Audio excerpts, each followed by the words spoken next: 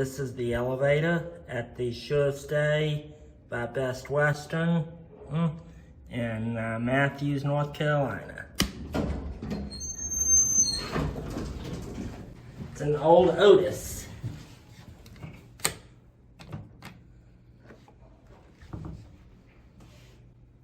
And they're in the process of rebranding this As a SureStay. which is part of the Best Western family. Yeah.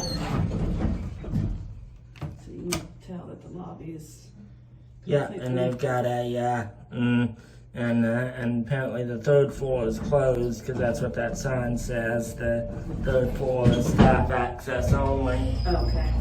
So that's why I'm only going to 2. Yeah, that's probably why they're remodeling that floor. Yeah.